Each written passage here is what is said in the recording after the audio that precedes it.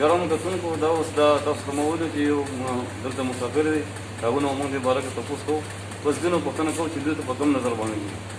السلام علیکم. وعلیکم السلام ورحمۃ اللہ وبرکاتہ. تاسو موږ ته خپل تعارف وکړئ او د کرونا وایرس باره کې تاسو څه اویرنس دي.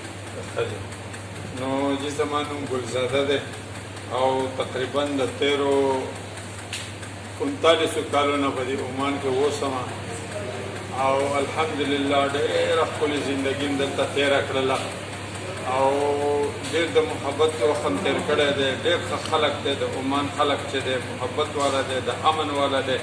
ځکه چې زه په دې کې تاسو ته یو د دې د سابقه زندګۍ یو حدیث وښیم. ایرپورټ ته چې کله تاسو را ننوځئ نو په ایرپورټ کې په انټرۍ کې یو حدیث لیکلی شوی دی چې دا د امن ملک دی. کله چې د رسول الله صلی الله علیه وسلم په دور کې دلته کې جنګونه وو او جهادونه وو نو څه جماعت والو رسول الله صلی الله علیه وسلم ته یو شکایت وکړو چې د خدای رسوله په موږ باندې هلته ډېر ظلمونه کېده. نو د خدای رسول صلی الله علیه وسلم ته وفرمایل چې تاسو د امن ملک ته ولې هجرت نه کوئ، ولې نه ننوتئ؟ عمان چې دی دا د امن ملک دی.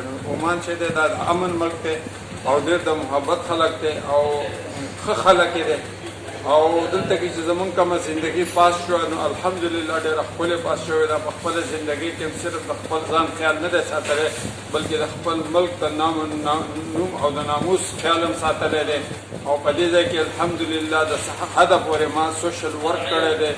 یعنی چې څومره داسې په جیلونو کې به خلک وو یا په هسپتالونو کې به خلک وو یا په سراجو کې به پروت وو مړ شوي به وو یا په هغې باندې به چېرته څه نه څه کیسونه وو نو د خپل وس مناسب ما د هغې سره پوره کومک کړی دی.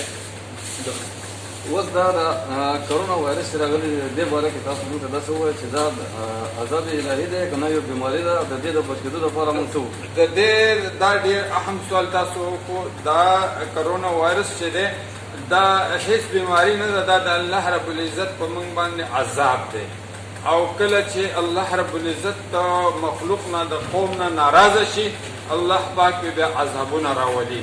د دې په دغه کې یو حدیث دی. موسی علیه السلام د الله پاک نه سوال وکړو وی زما الله چې کله ته د کوم قوم نه رضا شي څه ورسره کې او د کوم قوم نه چې ناراضه شي څه ورسره کې. نو الله پاک ورته وفرمایل ای موسی زه چې د کوم قوم نه ناراضه شمه نو په هغې باندې بې موسمه بارانونه ورامه ظالمان بادشاهان پې مسلط کمه او د رزق تنګي ورله ورکم. د کوم قوم نه چې رضا شمه نو هغې ته فراخي ورکمه عادل بادشاهان پې کېنمه او د رزق روزۍ وسعت وله ورکمه. نو نن چې په موږ باندې د دې کرونا په نوم باندې دا کم قحط راغلی دی په پوره دنیا کې نو دا صرف او صرف د الله رب العزت عذاب دی او زمونږ نه زمونږ رب خفه دی ځکه چې موږ دې دنیا ته خدای پاک را لېږلي یو نو الله پاک دا په قرآن کې په خپله ویلي دي. بسم الله الرحمن الرحیم افحسبتم انما خلقناکم عبثا وانکم الینا لا ترجعون.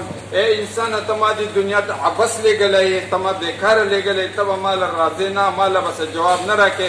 نو نن دې موږ ټول مسلمانان د خپل ځان سره د دې خبرې موازنه وکړو چې موږ د الله سوره منو او خپله سوره منو. من چاهي زندگی سوره تیرو او د رب چاهي زندگی سوره تیرو.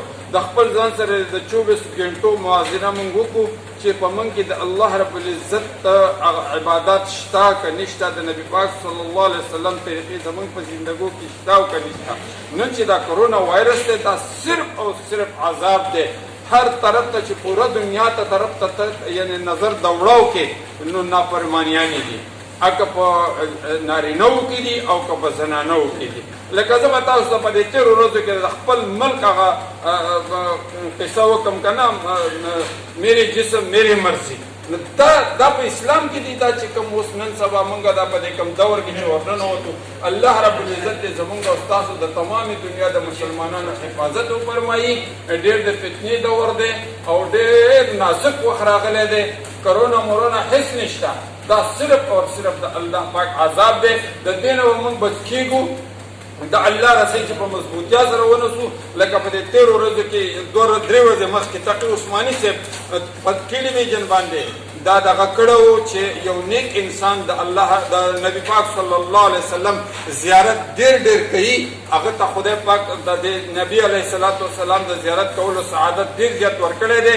نو د پرونۍ شپه کې بیا نبی علیه الصلاۃ والسلام سره زیارت شوی او هغه ته په خوب کې دا ویلي وو چې ته تمامو مسلمانانو ته ووایه چې 3 پیرې سورت فاتحه او 3 پیرې په بسم الله سره سورت اخلاص دا وایي او په خپل بدن باندې په خپلو بچو باندې پوکوي او وبې دموي او سکي انشاءالله چې دا کرونا مرونه دا عذاب په خدای پاک د دې بدنونو ته نه رسوي. اوس آیا چې موږ په هغې کې 100% په دغې خبره عمل کوي؟